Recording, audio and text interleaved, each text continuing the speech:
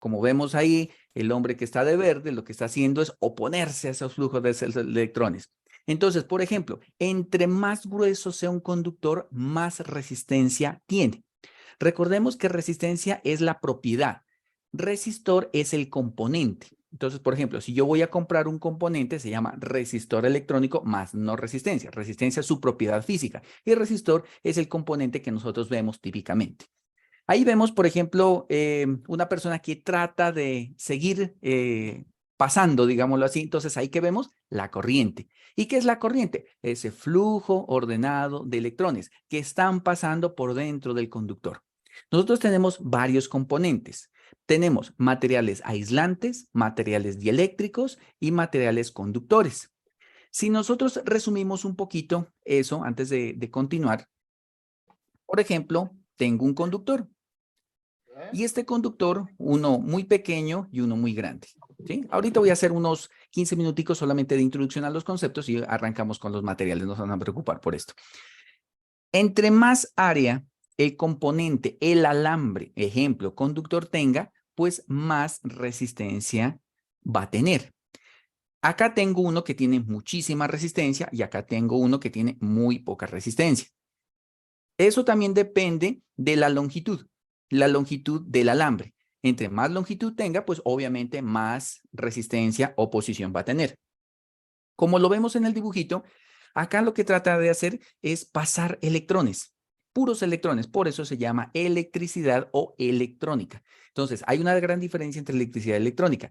Electricidad es el estudio del componente de los electrones y electrónica es la aplicación de esos electrones o la manipulación de esos electrones. En términos generales, eso es como la electricidad y la electrónica. Ahora, un material que por dentro tiene, simplemente voy a hacer algo muy sencillo. Tengo un electrón aquí, ¿sí? Como yéndome hacia algo súper rápido, y tengo muchísimos electrones que están llegando, muchísimos. Y esos electrones cuando llegan, pegan a este electrón se desprende, llega, le pega al otro electrón y así sucesivamente. Mientras un electrón se desprende, va dejando unos huecos y esos huecos son suplidos por otros electrones. En conclusión, entre más electrones yo tenga aquí en las capas, más conducción va a haber. A ese material se llama conductor. Y un material que, por ejemplo, solamente tiene un electrón allá en la capa, ¿sí? Y solamente logró pasar un hito a la otra capa, pues ese material es pésimo material para conducir. Este tipo de materiales tienen dos nombres. Uno, dieléctrico, que significa mal conductor, y el otro es aislante. Entonces, el aislante es el material que hace que, por ejemplo, no quieran fluir los electrones. Les hago una pregunta para los que están en la sala. Tengo, ejemplo, una mesa.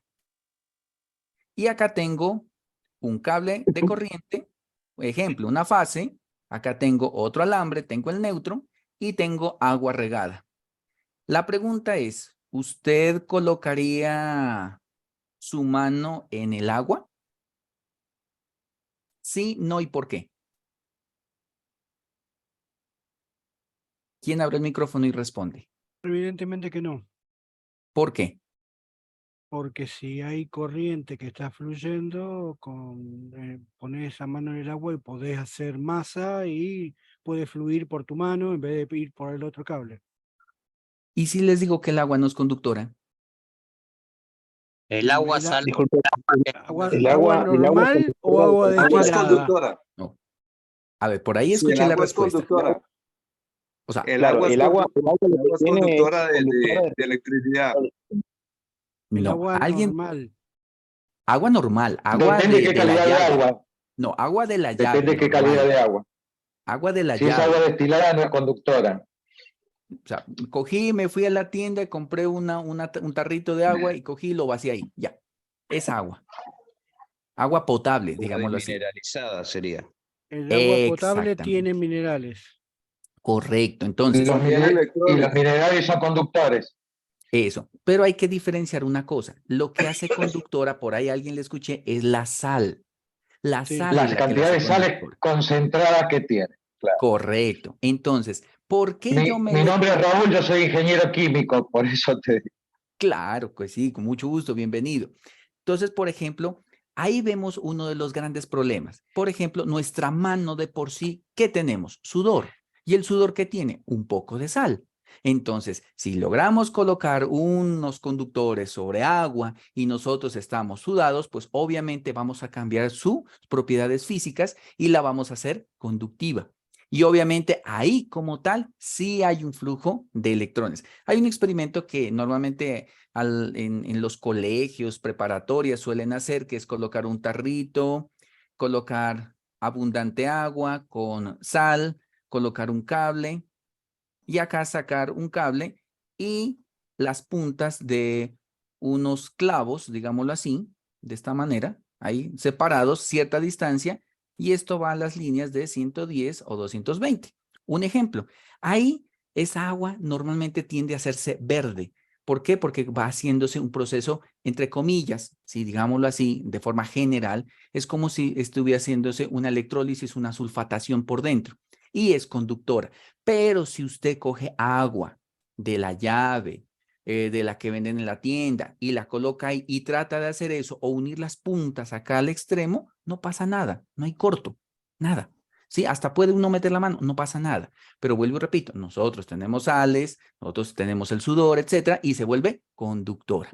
En términos generales, así, o sea, sin profundizar en el tema, nosotros tenemos materiales que son conductores, materiales que son aislantes y materiales que son dieléctricos.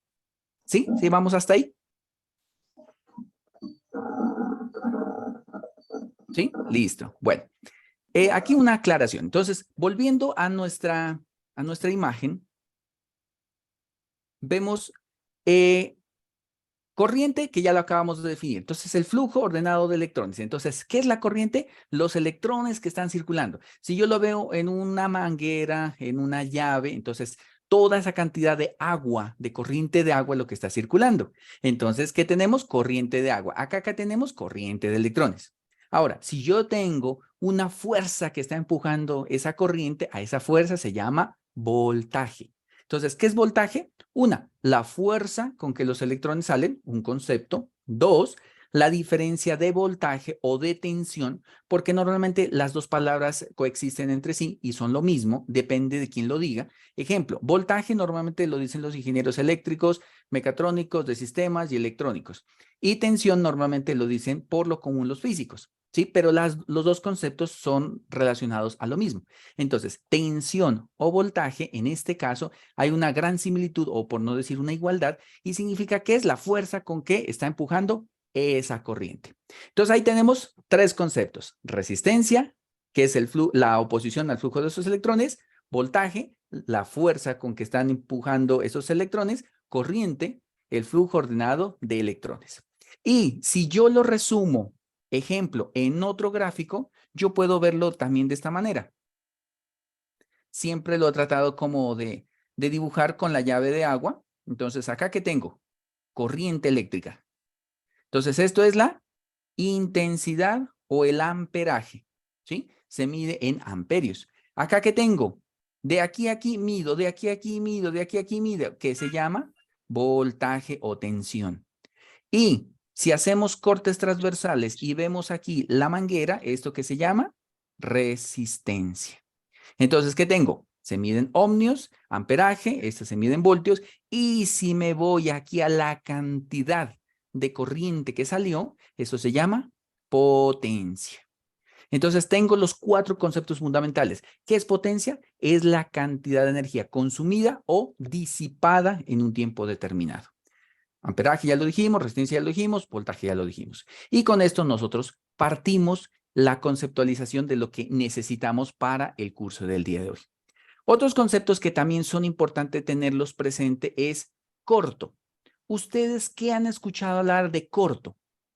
Cortocircuito, uno escucha cortocircuito, pero ¿qué es el cortocircuito? ¿Quién me dice por ahí? Hay Cortocircuito y... diferentes maneras de interpretarlo. Un cortocircuito puede ser una unión directa entre los dos polos, o simplemente una interrupción de uno de los conductores que hace que el circuito se interrumpa. Ujú. La No sé si primera me explico. apreciación, sí, la primera apreciación es la más correcta. Entonces, aunque también se puede interpretar, por ejemplo, voy a hablar aquí, tengo un resistor, ¿sí? Digamos, hay un resistor, y sin querer yo uní aquí, ok, el componente entró en cortocircuito, que es Exacto, unir el componente, ya es cortocircuito. O, ejemplo, exacto. Supongamos tengo que ese faz, resistor fuera una plancha que está ujú, trabajando normalmente, está consumiendo una potencia y una intensidad y una diferencia potencial entre los dos extremos, ¿no es cierto? Lo que sucede es que si unimos esos dos, que puede ser que el toma, el enchufe, la ficha, se Perdón, cortocircuite. estoy escuchando dos personas a la vez. sí, señor, es correcto. Está hablando el señor José y mi persona. Perdón, no sé si tenía Sí, la palabra. siga. No, no, tranquila, diga. Ajá. Supongamos que tenemos entre esos dos puntos que pusiste ahí ese cable unido entre medio, que sería el cortocircuito. Puede ser que es muy común que a veces tironeemos el Uy, cable de Dios. la ficha y se Perdón, nos estoy ilumina. escuchando a dos personas. No, a ¿Escucha mí con no. eco? Ahí no, te están hablando de a uno a la vez.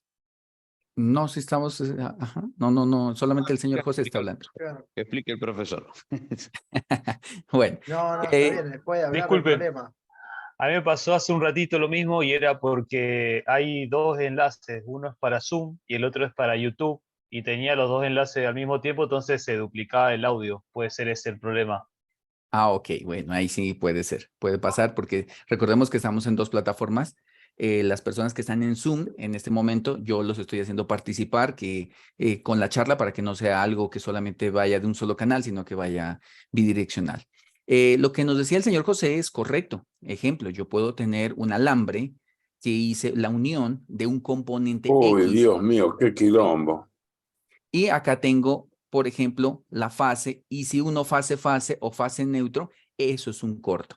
Entonces, corto es unir, ejemplo, el positivo con el negativo o un componente electrónico que tengamos. ¿Sí? Eso es un corto. ¿Y qué es un circuito abierto o un circuito cerrado? ¿Y qué es un circuito?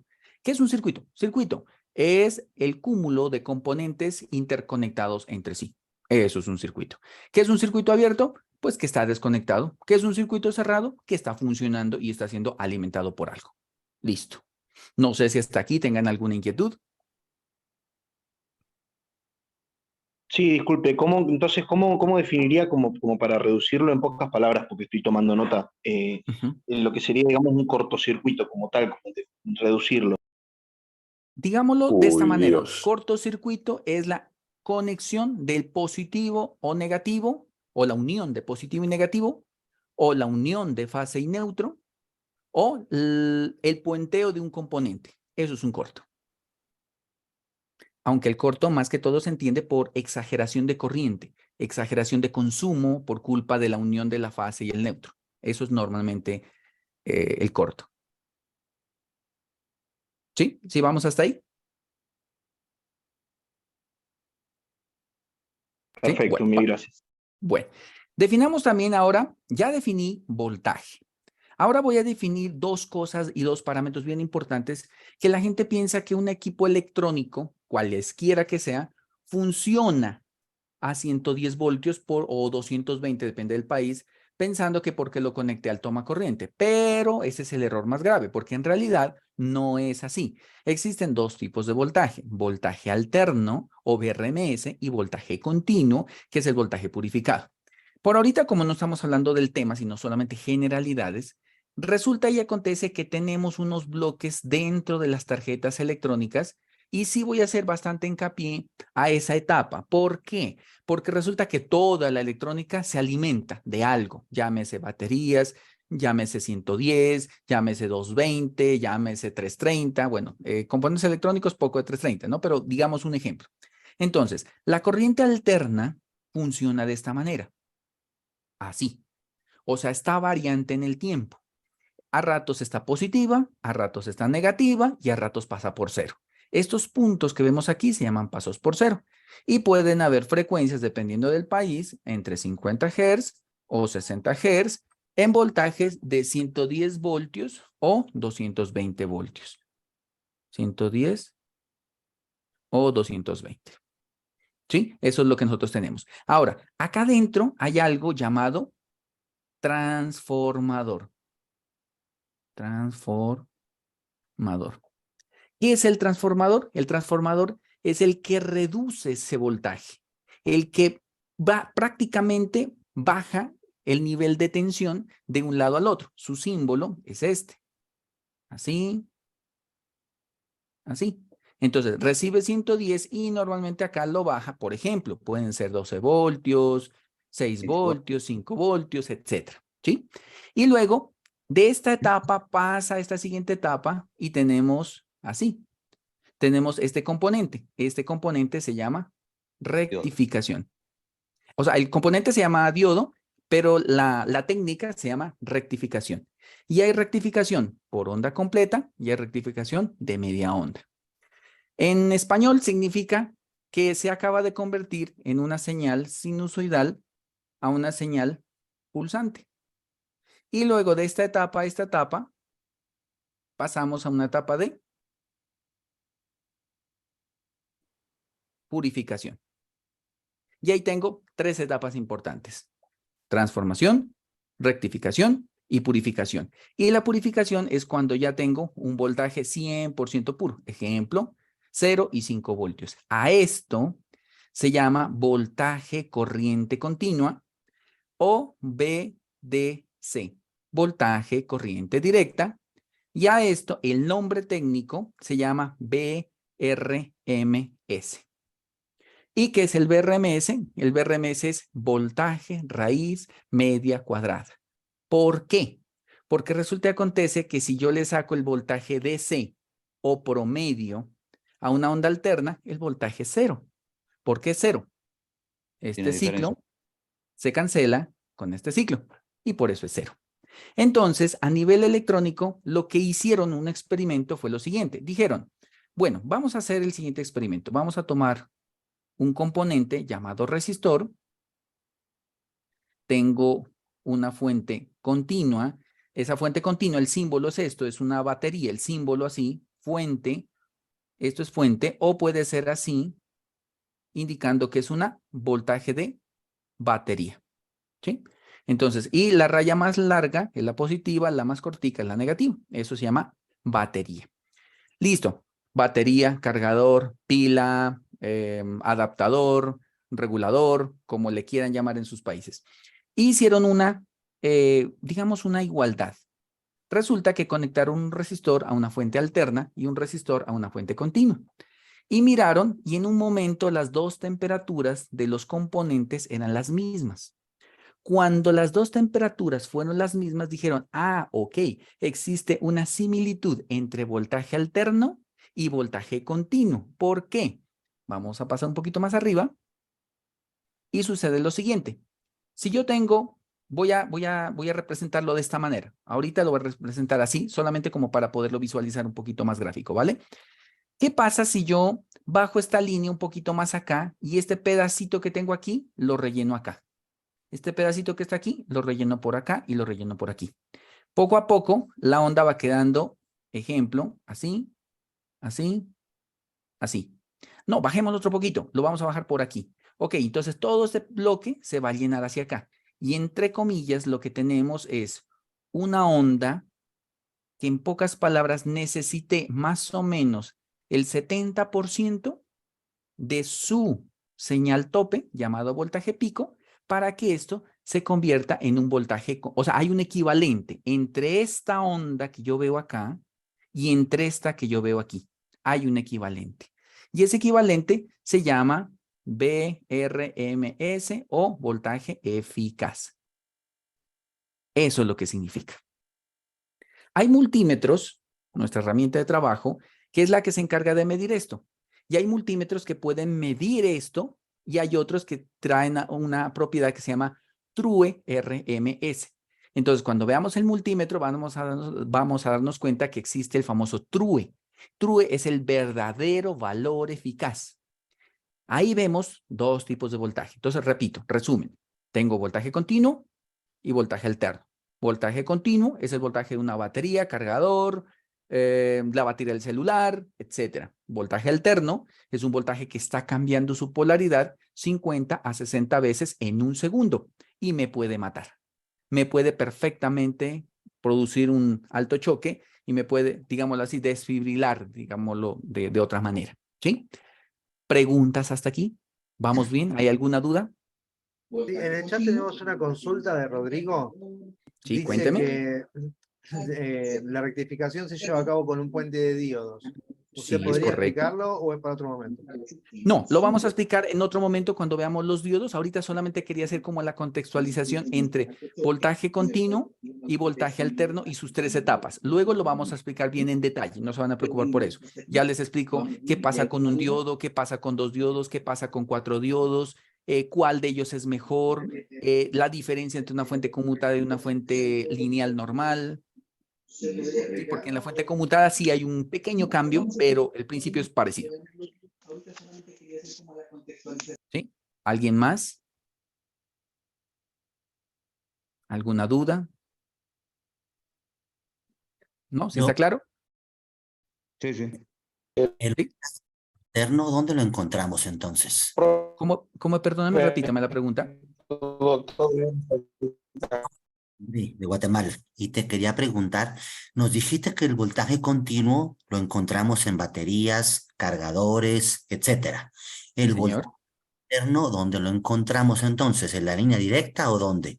En el tomacorriente de nuestra casa. Ahí encontramos el voltaje alterno o BRMS. ¿Sí? O sea, por ejemplo, yo tengo un tomacorriente que tengo la clavijita aquí. Aquí encontramos el BRMS, que es el alterno. Y anticipándome un poquito al multímetro y al TRUE, ya que me metí en el tema, TRUE RMS significa lo siguiente. Cualquier multímetro normal mide esta señal perfecta. Una señal seno o señal coseno. Perfecta, la mide. Pero si la señal tiene esto, el multímetro normal nuestro tiende a medir un promedio. No la mide con exactitud. Porque el multímetro lo que mide es por tiempos. Este tiempo y dice, ok, tantos voltios hay. Tantos voltios hay. Y en cambio, cuando el multímetro es true, verdadero, él mide por bloquecitos, por sectores. Y puede sacar con mejor precisión el voltaje de esta señal. Entonces, esto es el verdadero true RMS. También está el true ARMS, o sea, verdadera, corriente real o eficaz. Y el voltaje, así también está la potencia, porque también tenemos 3 tipos de potencia. Potencia real, potencia aparente y potencia reflejada. En conclusión, tengo una potencia real, ejemplo, que es la de una plancha, una ducha, eso es potencia real. Y puedo tener potencia reactiva, que es la potencia de un transformador, la potencia de un taladro, la potencia, no sé, de una bobina. Entonces ahí también hay tipos de potencia. Por ahorita solamente dejemos como el concepto general como para contextualizar y seguir adelante, ¿vale? Gracias. Listo. Perfecto. ¿Puedo hacer Entonces, otra consulta del chat? sí, señor. Ajá, dígame. Disculpe, tenemos a Federico que pregunta con respecto a recorte de la onda para rellenar los espacios, ¿cuál es la utilización, el objetivo, si es para dar más eficacia o cuál es el tema? O sea, cuando yo me refería a esto, ¿será? Exactamente a eso se refiere.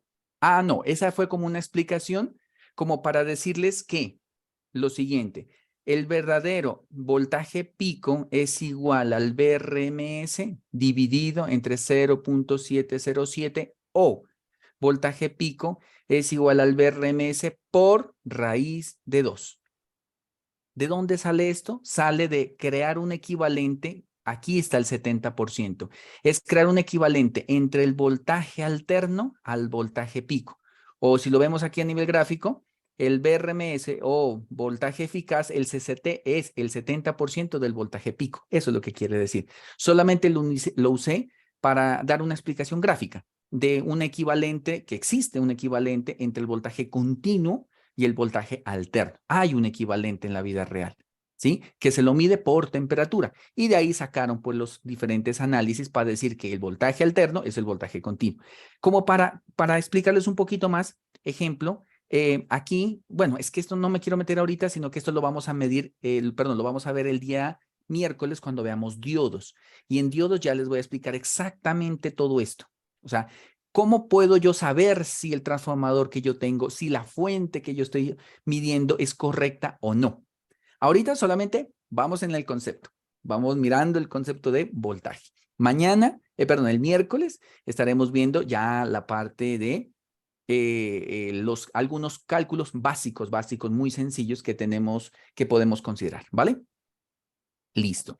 Bueno, ya hemos visto voltaje DC, voltaje AC, hemos visto qué es corriente, hemos visto qué es resistencia, hemos visto qué es potencia y de aquí voy a parar un momentico y respecto a la potencia, lo que les dije, como para escribirlo, hay potencia real, ejemplo, la potencia de un resistor, y está la potencia reactiva. Y la potencia reactiva, ejemplo, la tienen los motores, la tienen las bobinas, lo tienen los transformadores. ¿Por qué se llama reactiva? Se llama reactiva porque ellos tienen una bobina y a su vez almacenan energía. Se llama potencia real porque cuando yo le aplico un voltaje a un resistor y se lo quito, automáticamente ese voltaje, esa energía se disipa de una. Pero si se le aplica una bobina, no. La bobina lo que hace es almacenarla por un tiempo y luego la libera. Lo mismo Sí. la potencia reactiva en un capacitor. La almacena un momentico y luego la libera. ¿Alguien iba a decir algo? No, que los motores a veces se ponen generativos en ciertos casos, pero bueno. No. Ajá, sí, ya, eso es otro tema, digámoslo así, ¿sí? Pero como para contextualizar lo que pasa, ¿por qué traje este ejemplo? Porque nosotros cuando compramos un componente electrónico, por ejemplo, bombillas, ellos dicen algo llamado el factor de potencia. Y el factor de potencia es la potencia reactiva dividida entre la potencia real. Y es un valor normalmente menor a 1. Si es 1, significa que es 100% real. Y si es cercano, por ejemplo, 0,5, significa que hay, en pocas palabras, a ver, resumámoslo para no... Tengo Es un una desfasaje de Eso, tengo un bombillo, digamos que ese es un bombillo, ¿sí? Entonces, el factor de potencia, esto les va a servir cuando compren un equipo electrónico. Es igual a la potencia reactiva sobre la potencia real. Y esto da unos factores, por ejemplo, 0,5. ¿Qué quiere decir? Quiere decir que hay una pérdida de energía. En pocas palabras, es decir lo siguiente. Yo conecto el cable a los 110 o 220 y un ejemplo, consumió 100 watts, pero solamente disipó, no sé, 80. Entonces, ¿qué quiere decir? Que él tiene un factor, el 80 dividido entre 100 vatios. Aquí es al revés, ¿no? Está al revés acá. Entonces, quiere decir que tiene unas pérdidas. Y eso es el consumo de energía. Ejemplo, tengo una lámpara incandescente. La lámpara incandescente dice 100 vatios, ¿sí? Y esos 100 vatios estamos diciendo que consume 110, pero para mí lumínicamente no me sirve porque si a mucho será un 20% de luz y el 80% es calor. Si me voy a un bombillo, ¿cómo, perdón? Se pierde en el efecto Joule, que es la temperatura. Correcto. Ajá, por temperatura se pierde esa energía. Entonces, ahí tenemos dos tipos de potencia. La potencia que consume y la verdadera potencia que disipa. Un ejemplo, una lámpara que consuma 100 y disipe 100, pues la relación es 1. Significa que lo que consumió, disipó. En este caso, en una lámpara, en un bombillo LED, realmente el factor de potencia se recomienda que sea mayor a 0,5, o sea, cercano a 1. ¿Por qué cercano a 1? Porque pues va a ser casi que perfecto. Todo lo que consumió, todo lo disipó. Eso es la idea de la electrónica actual. Si usted tiene un cargador de celular, mírele el factor de potencia. Claro que el factor de potencia normalmente lo traen es lámparas, todo tipo de luminarias suele traer, ¿no? Y en algunos países hay una tablita que está llegando ahorita que es la tablita que dice la categoría. Ejemplo, tengo categoría A, B, C, D, E y F. A es Eficiencia. medio consumo, eso. Y F es muchísimo consumo. Entonces, un ejemplo, si yo me quiero comprar un componente electrónico, un equipo de sonido, una lavadora, un frigorífico, una nevera, lo que sea, como le llaman en sus países, pues yo buscaría el de categoría A, porque es el que más eficiencia en potencia tiene. No me compro el F, porque es el que más energía consume y a la vez, pues, se pierde de alguna manera. Entonces, cuando usted vaya a comprar algo, compre el de categoría A. Siempre, mírele un sticker. Y si no, a ver, Función de a ver, vean. potencia ya viene, es Eso ya viene estipulado. Regálame una escala sí, de consumo. Solamente como para indicarles un momentico. A ver si la tengo por aquí. Aquí está. Ya se las indico. Ejemplo. Miren, aquí vemos grado de eficiencia energética. ¿Qué quiere decir? Que eso se va en la potencia, obviamente, ¿no? Lo que acabamos de hablar. A, más eficiente, consumo de energía inferior al 30% de la medida. Y mire el G, superior al 125%. O sea, si usted compra un componente que sea categoría G, pues usted en su casa va a pagar mucho más dinero por un componente, por un equipo que venga así. Por ejemplo, aquí, mírelo. Aquí está la escalita. si nos compráramos un televisor a válvulas ahora. Exacto. Y eso que, no sé si ustedes se han dado cuenta que los amplificadores a válvulas se están volviendo al mercado nuevamente. O sea, lo que pasa es que hay un principio que un equipo a válvulas, el sonido es más puro que un equipo amplificador a base de transistores o integrados. El problema es el alto consumo de energía. Ese es el problema. Pero la calidad es altísima, es muy puro. Exacto. ¿Sí? ¿Vamos hasta ahí? ¿Preguntas? Me quedo. Perdón. Dígamelo. Sí, pues yo tendría nada más una duda. Por ejemplo, un relé o relay también sería reactivo. Sí, señor, claro que es reactivo. ¿Por qué? Porque tiene una bobina interna. Aunque su consumo, pues veámoslo desde dos puntos de vista. Un relé, ejemplo de una moto, de un carro, de un automóvil, es un relé pequeñito que su consumo es de 20 miliamperios, su disipación de energía es muy mínima, pero de un contactor tal vez puede ser un poquito más fuerte. Esa sería la única diferencia, pero es insignificante realmente. Salvo que sea de estado sólido. Exacto, que tenemos ya los relés actuales, que ya son los relés que no suenan, son relés a base de semiconductores, que ya son los famosos relés de estado sólido, que pueden ser a base de transistores o a base de optotriacs, con triacs, depende más o menos. ¿Vale? Listo, entonces, con esto hemos visto los conceptos voltaje, corriente, resistencia, potencia. Ahora, miremos las herramientas de trabajo. Entonces, para nuestras herramientas de trabajo, vamos a comenzar con nuestra primera herramienta, que fue lo primero que les dije, que es el multímetro. A ver, muchas personas suelen preguntar, ¿qué multímetro usted recomienda para, ejemplo, laptops, para celulares? Pues obviamente hay una marca, no la tengo en este momento, pero es la mejor de las mejores, que es la Fluke, ¿sí? Se escribe Fluke, ¿sí? Esa es, diría, la mejor, pero su alto costo, estamos hablando de un multímetro como estos, posiblemente pueda estar costando, bueno, este puede estar, voy a hablar en términos de dólares para no hablar de mi moneda en peso, ni de la moneda de sus países, ustedes cada cual lo convierte, más o menos hace un equivalente. Más o menos este multímetro que vemos aquí, que es básico, puede costar más o menos unos $40 aproximadamente. Y un Fluke con estas mismas o mínimas características puede costar aproximadamente, hay unos baratos, estamos hablando de $300 aproximadamente, siendo la versión básica, ¿sí? Entonces, ¿qué es un multímetro? Es esto, son herramientas de trabajo y vienen en diferentes presentaciones, diferentes marcas. No es algo que nosotros, voy a traer por acá, por ejemplo, esto, no es algo que nosotros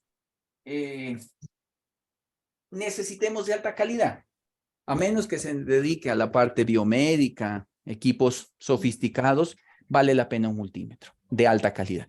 De lo contrario, un multímetro con estas prestaciones es más que suficiente. Ejemplo, ¿qué debe tener un multímetro? Y ustedes si se dan cuenta, aquí dice clarito, y vuelvo y lo repito, no se llama tester, se llama multímetro. ¿Qué dice aquí? Professional Digital Multimeter.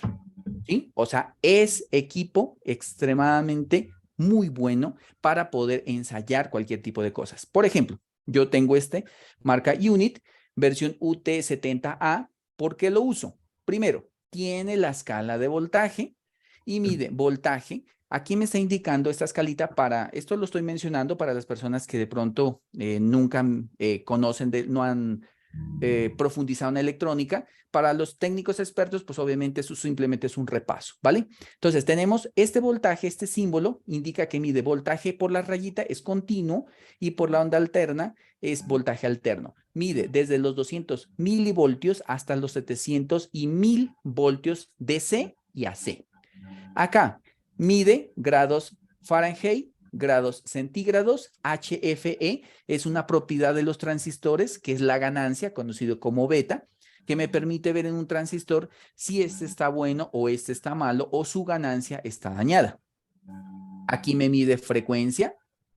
Aquí me mide una opción que es la que más vamos a utilizar aquí en el curso, que es la opción de diodo y continuidad. Acá vemos la opción de corriente. Un multímetro económico realmente no mide corriente alterna, solamente mide corriente continua. Este multímetro, por ejemplo, mide desde los 10 amperios hasta los 20 microamperios.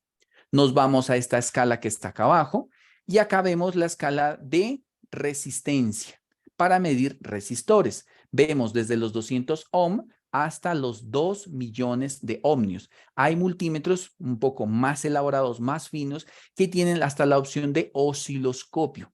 Entonces, esos multímetros, por ahí tengo unitos, si gusta mañana se los traigo a indicar. Tienen la opción de osciloscopio porque realmente son buenos, pero consumen mucha batería. Esto, una pila, una de 9 voltios, le puede durar, no sé, un año, depende del uso, ¿no? Pero es muy poquito el consumo que estos equipos tienen. Bueno, ahora, bueno, sigamos acá. Y acá viene para medir algo importante que sí les recomiendo que su herramienta tenga, que es medir bobinas y capacitores. Este mide las bobinas, ya que mide capacitores. Bobinas desde 2 milihenrios hasta bobinas de 20 microhenrios, al igual que capacitores de 20 nanofaradios hasta capacitores de 100 microfaradios. O sea, este es un dispositivo que es LC, o sea, mide resistencia, o RLC, que mide resistencias, capacitores y bobinas. ¿Qué más tiene? No, esto es lo único que tiene este multímetro. Es como una presentación general, no tiene nada del otro mundo, es una opción básica. Y también tenemos, por ejemplo, ya les voy a indicar, las famosas pinzas amperimétricas. No son tan precisas como los multímetros, pero cumplen su función, hacen lo mismo, es lo mismo, no es que exista alguna diferencia. Por ejemplo, aquí tengo esta Unit y también tiene como los mismos parámetros, ¿sí? Mide NCB. NCB es como la propiedad para poder detectar voltaje en una línea sin necesidad de conectar el multímetro a la línea. Entonces, si yo acerco, por ejemplo, a un toma corriente o un alambre que tenga voltaje, que esté alimentado, me identifica la fase. Es fácil poderlo hacer. Mide corriente alterna, corriente continua, temperatura, capacitores, continuidad, diodos, resistores, frecuencia, voltaje y tiene la opción, algunas pinzas, esta no la tiene, de medir la corriente de arranque, la corriente pico de un sistema. Si gustan, mañana se las traigo. También tengo otra pinza de esas que puede medir corriente pico, o sea, la corriente, por ejemplo, de un motor. Esta mide corriente constante, no mide corriente pico, solamente la que está funcionando. Diferencia. Bueno, básicamente la diferencia es que tiene este clap que me permite colocar el cable, la fase, el que lleva la energía, y poder medir la corriente. No necesariamente tiene que ser corriente alterna, porque recordemos que también mide corriente continua. Entonces yo puedo colocar acá, aunque esta pinza sí es alterna nomás, puedo colocar y medir la corriente que está circulando. Entonces aquí hay unas teorías que lo que hace es lo siguiente, es algo muy sencillo. No necesito desconectar el circuito, sino que esto tiene una bobina por dentro, un mini transformador que ya es conocido su campo magnético. Entonces, cuando pasa un alambre, el alambre genera una corriente eléctrica pues por la circulación y a su vez genera un campo magnético. Entonces, cuando yo coloco la pinza por el alambre, lo que estoy haciendo es midiendo la diferencia del campo magnético que tiene aquí versus el alambre. Y ahí hace como esa resta, ese cálculo matemático y dice, ah, bueno, tantos amperios es lo que tiene el dispositivo o la pinza amperimétrica o la que tengamos. Esta sí dice aquí, mire, True RMS y tiene 2000 counts, ¿sí? Esta herramienta, pues a pesar de que mide 2000, es bastante. Count son las cuentas, ¿sí? Es como, digámoslo, resumámoslo de esta manera, es como la cantidad de veces que él es capaz de hacer el muestreo que yo les indicaba hace un momento de la onda alterna. Y cuando una onda no es tan pura, no es tan alterna, esta pinza sí es capaz de medirla. Entonces, estas pinzas son muy buenas. A mí, personalmente, esta unit me ha ido muy bien. Tengo otras de otros fabricantes y también cumplen con la función. Y tengo otras que también le pueden graficar tipo osciloscopio. Esta es como la más típica. Obviamente hay pinzas un poco, el clap es más grande. Esta, si se pueden dar cuenta, es pequeña. ¿Preguntas hasta aquí? No. No, nadie Hay más un par por de ahí. preguntas en el chat. Ujú. Para empezar, hace un ratito, Ricardo Villalobos preguntó si existe la energía perpetua. No, esa es una falsa teoría, desafortunadamente. Se los pongo de este punto de vista. Yo tengo una batería que la voy a cargar y la carga de la batería en carga lenta, que significa carga lenta es que se carga el 10% de su capacidad. Voy a hablar de una batería de automóvil, de una batería de plomo o una batería de gel o una batería seca. Un ejemplo, la idea es que si la batería es de 7 amperios en carga lenta, la batería se cargue más o menos al 10%, o sea, unos 700 miliamperios. Y carga rápida se cargue, pues obviamente casi que al doble. Eso es carga rápida y carga lenta. Hablando de ese tipo de baterías, ¿no? Entonces, el tiempo de cargar una batería, digamos que está descargada, puede demorarse más o menos unas 4 o 5 horas. Y el tiempo de descarga es tan automático, tan rápido, que es pues volverla a cargar y que esto sea perpetuo, como muchos han estipulado, que yo le coloco un motor, un dínamo y que mientras voy circulando voy recargando la batería y a la vez la voy gastando en el carro, pues no es válido hasta el momento, porque los tiempos de carga y de descarga son completamente diferentes. Por tanto, no existe un equilibrio entre carga y descarga. Por el momento no lo hay, por el momento. ¿Sí? Bien. ¿Qué otra pregunta? Tenemos a Iván Heredia que pregunta, bueno, preguntaba si tiene algún multímetro que tenga la función de true, justo después usted mostró la pinza que detallaba eso, la perímetro. Ajá. Y después lo dice, ¿le recomienda que al comprar tenga el true? ¿Es necesario? No, el TRUE es necesario solamente para personas que se dedican a la parte, por ejemplo, de mantenimiento biomédico, diseño electrónico, como para ingenieros, pero en la parte técnica yo no le recomendaría una que tenga TRUE, aunque comparar un ejemplo, digamos, ¿no? Que este multímetro fuese True RMS, aunque se me hace que es, aunque aquí no dice, pero se me hace, no me acuerdo muy bien. Digamos, hoy en día los precios casi son similares, son casi lo mismo. Entonces, no hay problema en tener un True o un multímetro normalito. Básicamente es lo mismo. Hoy en día prefiero tener un True, sino que lo que sí difiere es en varios parámetros para la hora de adquirir un multímetro. A ver, para adquirir un multímetro no es solamente ir a la tienda y comprarlo. No, depende de su aplicación final. Si es para ingeniería, cómprese uno bueno. Si es para reparación, cualquier multímetro le sirve. ¿Qué parámetros usted tiene que tener en cuenta para comprar un multímetro? 1, resolución, exactitud y precisión. ¿Qué es la resolución? La resolución es la cantidad de dígitos. Por ejemplo, yo lo prendo. Mire, este tiene 3, 1, 2, 3. Hay multímetros que tienen 7. Por ejemplo, lo voy a encender. Este, mire, tiene 3, 4. O sea, tiene mayor resolución. O sea, es más dígitos a la vez. La otra es la precisión. ¿Qué es la precisión? Es la cantidad de veces que yo mida un componente o una magnitud física y siempre me da o me arroja valores muy cercanos al valor real. Ejemplo, yo sé que con un equipo de prueba son 110 voltios o 220 y cada vez que yo lo mido, siempre se acerca a 220, 220, 220 o 110, 110. Entonces, ese es un equipo muy preciso. Y el otro es exacto. La exactitud es la cantidad de veces que usted repita algo y que trate como que de medir lo mismo. Entonces, tenemos la resolución, la exactitud y la precisión. 3 parámetros que el multímetro en su hoja de datos dice. Y a veces nosotros no le colocamos como esa importancia. Solamente bajemos en la hoja de datos, sí, midió y ya. Sí, por ejemplo, este no es muy, no tiene mucha resolución, no es muy preciso, pero mide bien, es muy parecido a las mediciones al flujo. Este, obviamente, por tener más dígitos, pues mide un poquito mejor. Y en forma definitiva, si me preguntan si yo comprara uno que tenga True RMS, por mi profesión, en mi caso, sí lo uso, porque mido muchas señales que no necesariamente son señales puras, ondas senoidales, sino que mido señales, por ejemplo, fluctuantes en el tiempo, que son, no sé, como estilo diente de sierra y todo eso. Entonces, esos multímetros sí lo necesitan medir. No sé si hay otra pregunta. Ahí justo alguien levantó la mano, Daniel, si podés abrir el micrófono.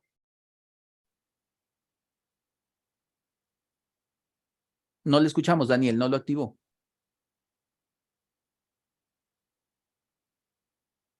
No se activa el micrófono.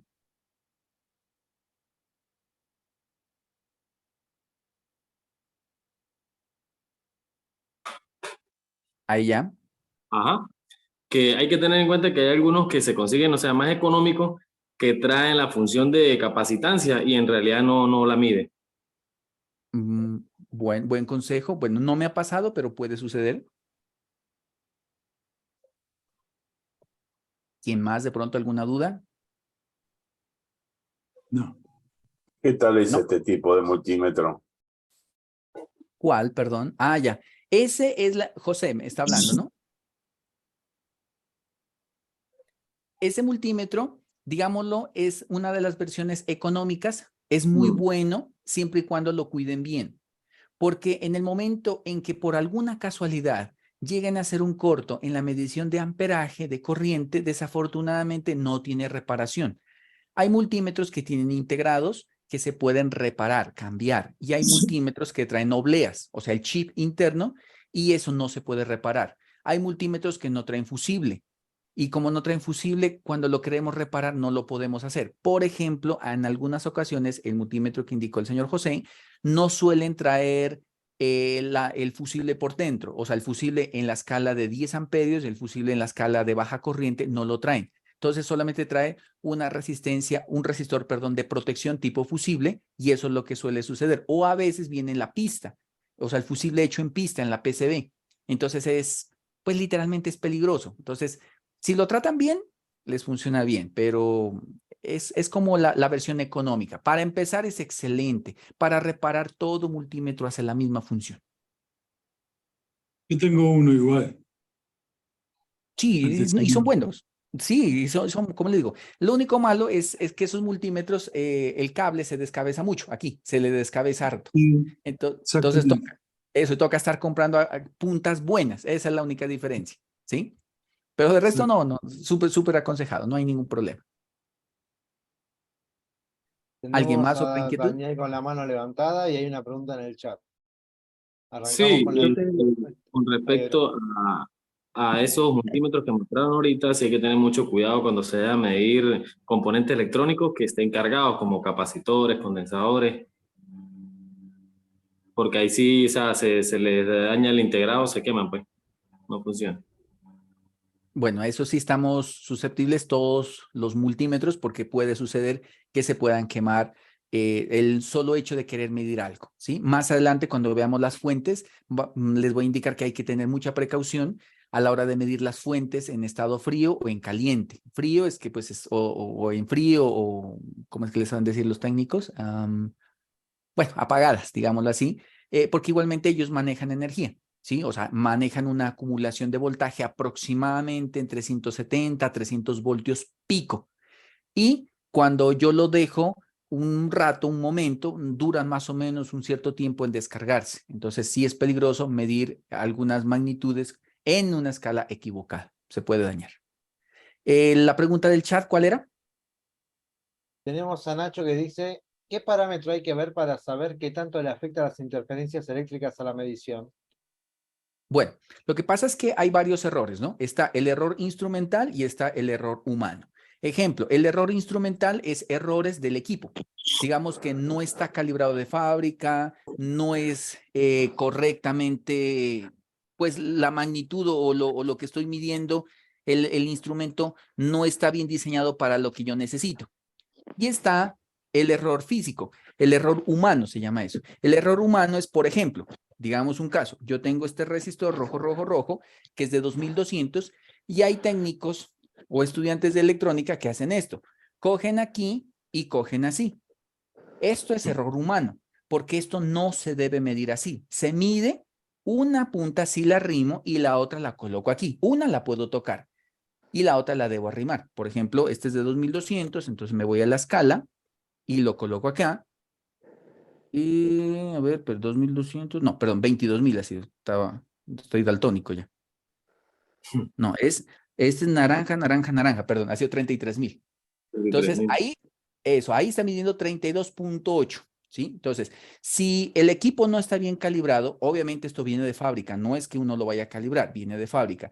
Algunos multímetros por la parte interna tienen unos potenciómetros que con el tiempo se suelen descalibrar y se los puede dar un pequeño retoque. No todos lo tienen, pero voy a colocar un ejemplo. Y la otra es hacer esta medición. Miren lo que pasó. Ahora, ¿cuánto está marcando? 31.8 por el simple hecho de cogerlo con los dedos. Y si yo lo arrimo aquí, 32.7. Si se dan cuenta, esto se llama error humano. Entonces, hay error humano y error instrumental. Entonces, normalmente no se aconseja, por ejemplo, tener cables de estos muy largos, sino lo suficientemente que sean robustos para poder hacer la medición. He mirado técnicos que le soldan cablecitos acá, eso no pasa nada, no interfiere en la medición. Otra cosa es, hay multímetros cuando la batería está baja, indica el signo de batería y usted sigue midiendo las cosas. Ahí es un error instrumental, porque cuando la batería está baja, significa que todas mis mediciones están fuera de rango. Entonces, no se aconseja medir con batería baja. Cambie su batería para que funcione perfectamente. No sé si hay otra inquietud por ahí. Yo tengo una consulta. En el tema de los multímetros autorrango y multímetros, digamos, de rango manual, ¿cuál recomienda más? Porque me ha pasado, por ejemplo, con algunos autorrango que como he sentido como que tienen menos precisión a la hora de hacer mediciones, sobre todo cuando son mediciones chicas. Ejemplo, miremos este multímetro. Este tiene autorrango, modo automático y tiene conexión al PC. Entonces yo mido aquí y él tiene que pensar un rato a la hora de querer calibrar algo. A ver, para que está flojo aquí. Vamos a ver si lo mide. A ver, ahí están. No, perdón. Veamos. Ahí están Omnius. Y a ver, no sé si se dañó. Este por lo menos no está midiendo. A ver, veamos. A veces se suele pegar la... No. A ver, este es de 1300. Vamos a ver. Bueno, hace rato que no lo he usado. De pronto el cable está... algo elemental. Cambio de puntas. Acá. Ejemplo, ahí. Este es de 1300. Mire, 1277. El otro resistor que tenía, que lo medí hace rato con el otro multímetro.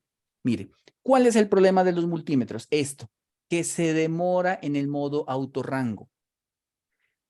La exactitud es buena, más no la precisión. Por ejemplo, ahí midió 32.91. Esperemos un momento. Vuelvo y mido. Esperemos. 32.91. Espero un momento. Vuelvo y mido. Esto es lo correcto de hacer cuando usted vaya a hacer una medición.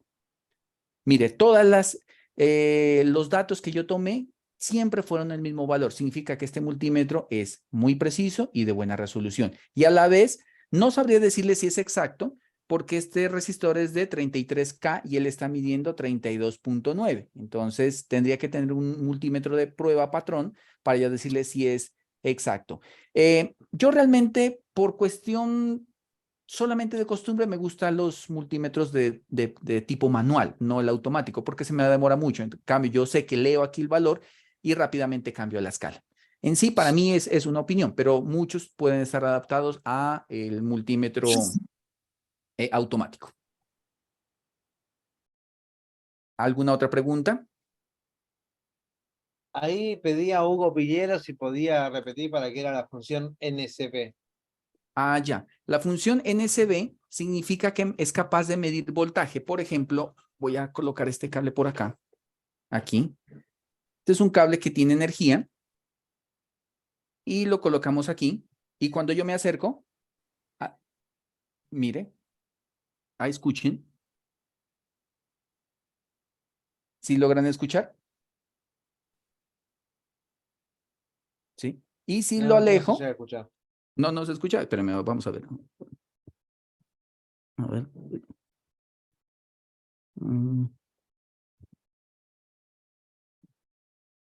Ahí. No, profe. ¿No? Bueno. Igual se ve la pueden luz dar... que titila. Eso, digamos que, bueno, no se escuchó desafortunadamente, pero normalmente el NCB es para medir la señal de la fase de un cableado. Entonces, o por ejemplo, que si el cableado no está muy metido sobre la pared, entonces yo voy verificando el cableado para ver si está roto. Ejemplo. Y si en alguna parte el cable está roto, entonces yo digo, hasta aquí hay energía y para acá ya no pasa. Entonces, para eso sirve esta función NCB. No todos lo traen. Hay unas pinzas que las venden que son para NSB también. Son como el probador de fase o buscapolos que le suelen decir en algunos países. Es como esa función, excepto que esto es de forma automática. Eso es lo único que le hace. Bueno, ¿Alguien una más de pregunta pronto? más y continuamos, profe. Sí, claro. Tenemos a José que pregunta, ¿cómo mido si una pila está cargada? Bueno, lo que pasa es que las baterías como tal realmente se cargan en dos principios, en voltaje y en corriente. Voy a colocar un ejemplo, ¿no? Me voy a cambiar acá un momentico y solamente con el fin de responderle al compañero. Voy a colocarle el ejemplo de lo que yo les mencionaba de la batería. Ejemplo, yo tengo una batería que es de plomo. El voltaje flotante, se llama eso, es de 14.2 voltios aproximadamente. El voltaje normal, perdón, este es el voltaje de carga, este es el voltaje flotante y este es el voltaje de la batería y este es el voltaje mínimo, 10.5 aproximadamente, 10.5, 10.2. Hay un umbral en las baterías.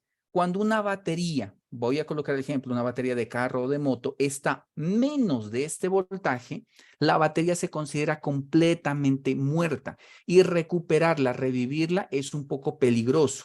¿En qué sentido? Porque se va a calentar mucho. ¿Cómo la puedo recuperar? Dándole pequeños toques al polo positivo y al polo negativo. ¿Puedo hacerla en mi casa un cargador de baterías? Claro que sí. Se puede hacer un cargador básico, sencillo, que me recupere este tipo de baterías. El voltaje ideal, obviamente, es el voltaje de 12 voltios, pero hay baterías que se las mantiene en flotación en 13.5 y se las carga a tope en 14.2. Los cargadores de baterías normalmente vienen en estos rangos, o sea, indicando como quien dice batería baja, batería normal y batería full carga. Y la batería es lo que yo les decía. Si usted quiere cargar una batería, la puede hacer en carga lenta, que equivale al 10% del amperaje, de la batería. Y carga rápida más o menos equivale al 20% del amperaje. Entonces, si yo tengo una batería de 7 amperios, pues la debo cargar en carga lenta en 700 miliamperios. ¿Qué recomiendo yo? Yo recomiendo que las cosas se hagan en carga lenta. La razón es bastante sencilla. Miren, vamos a colocar un ejemplo. Tengo dos recipientes, dos tarritos, y al uno le cojo y le echo piedritas súper rapidísimo. Entonces las piedras quedaron así. Ahí. Y a la otra me tomo el tiempo de organizarlas. Entonces la carga rápida es esto. Quedan huecos, miren, quedan huecos, espacios. Entonces la batería se carga en electrones, en corriente. Está el voltaje que yo quiero, ejemplo, 12 voltios o 13.5, pero no está cargada al tope en corriente.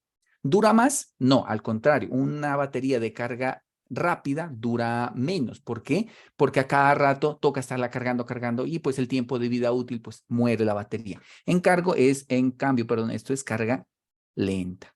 Carga lenta es que se va despacito cargando la batería y se carga full top. ¿Hay medidores para medir la vida útil de la resistencia de una batería? Claro que sí. Hay unos medidores especiales que miden la resistencia de la batería.